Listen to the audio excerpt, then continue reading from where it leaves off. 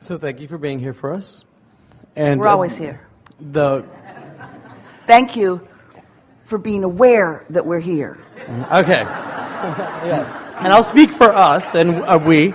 And what? Oh, that was a big conversation we just had. Yeah. Because we're always here, whether Esther represents us with an open valve and a flowing word or not. We're always here for every one of you. It just depends on how close to the frequency you are, so you're getting the message. Yeah.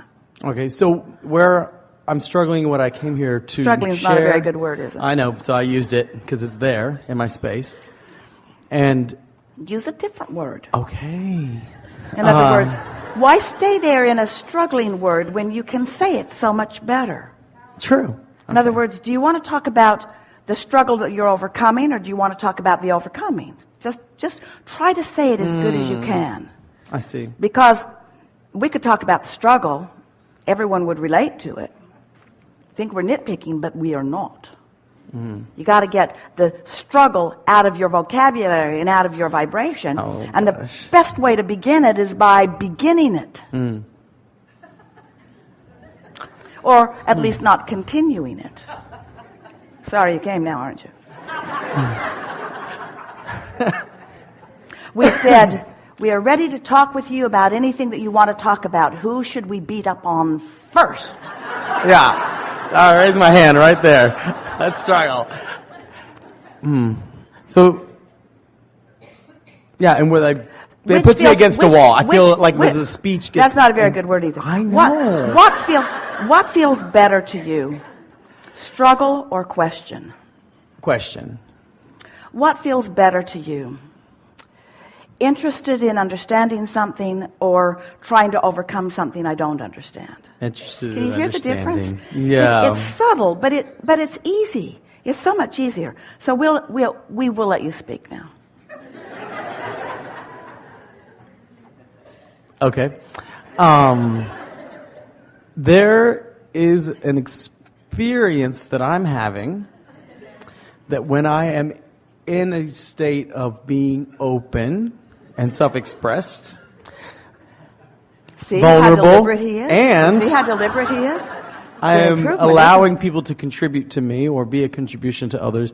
Sometimes I feel that I lose my way in the material manifestation of myself, and that I neglect protecting myself, or people take advantage of that sense of openness or that sense of generosity. And so what happens is I'll find myself retreating back into the sort of protective state. But you see, what's happening right now is, so maybe that happened, and certainly it has. Everyone's had that experience. But as you talk about it, you just keep the frequency of that alive. You're practicing that experience. And because you're practicing that experience, you keep attracting that experience, which then makes you think that you have to protect yourself or guard yourself, but you can't. It's like you call it and then you try to keep it away, and you call it and you try to keep it away, and you call it and you try to keep it away. So what we were playing with you just now about is just don't call it quite so much. Don't practice calling it through remembering it or through verbalizing it. When you talk about experiences that you've lived that were unpleasant and that you don't want to live again. Correct. You're saying, universe, bring me more of this that I do not want. And then when you see it coming, you say, no. And then you talk about it more and you attract it more, and then you say, no. So do you realize that if you just wouldn't summon it, you wouldn't have to say no to it? Because nothing's coming to you that you're not summoning. There's no assertion in this attraction-based universe. There's not nobody's after you. Nobody's trying to take advantage of you. Right. You've just got I'm to be taken advantage of vibration going on, and compliant people are cooperating with your vibration. I understand that. Okay, so people are complying with the vibration. Next time it happens, you just say, thank you for giving me exactly what I'm asking for and making me realize how much I don't want that. I'm going to notice it as least I can and talk about it as least I can, so that I can allow the path of least resistance to deliver to me what I really want.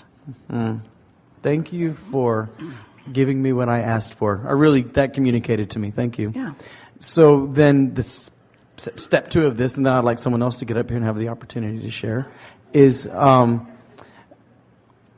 I find myself in this constant struggle with the people that I invite into my energy to want to help and contribute to them, or feel frustrated that I want to, and probably a lot of you feel this way because you're here, where you see people suffering unnecessarily and you really want to be a contribution to them. We see you suffering unnecessarily. I'm suffering. I used the word again.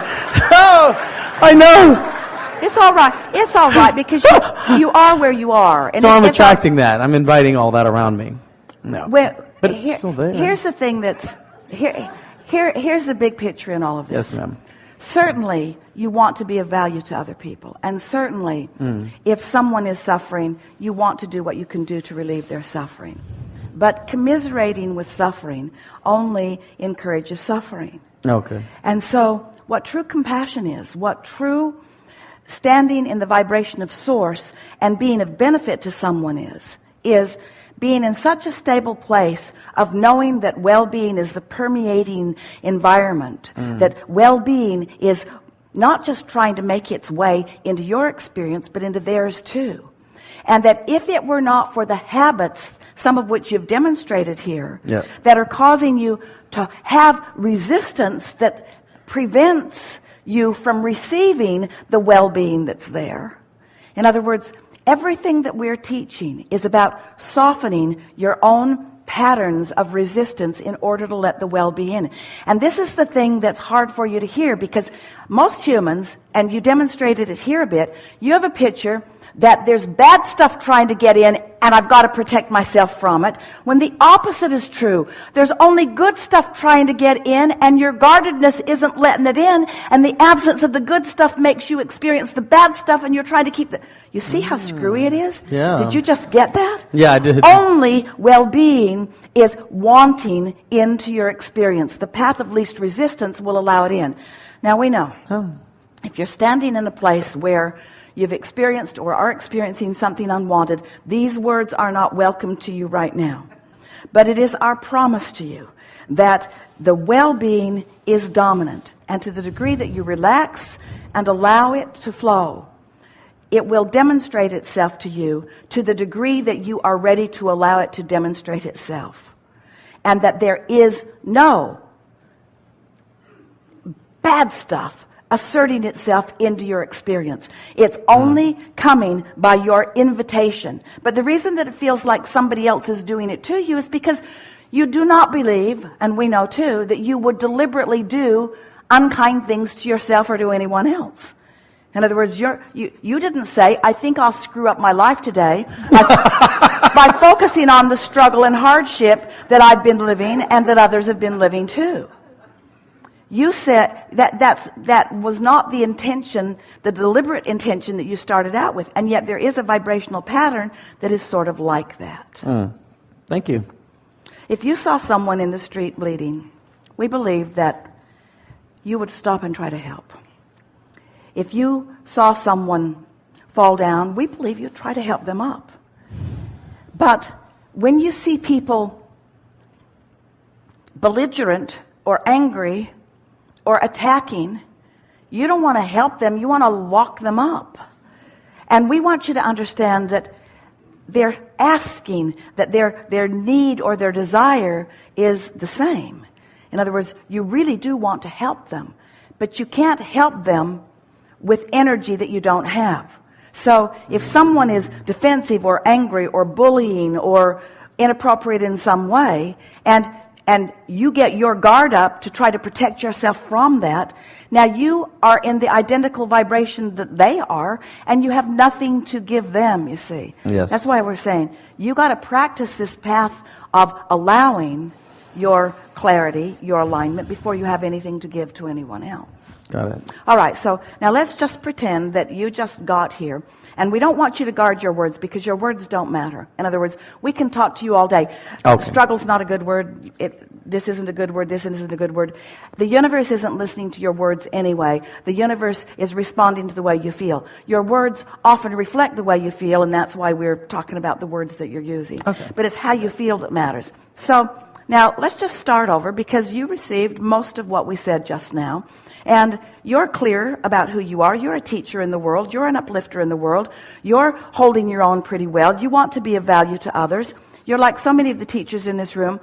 You don't believe you can teach it if you're not fully living it. And we do not believe that you have to fully demonstrate everything before you can teach it. You just have to be allowing it in the moment.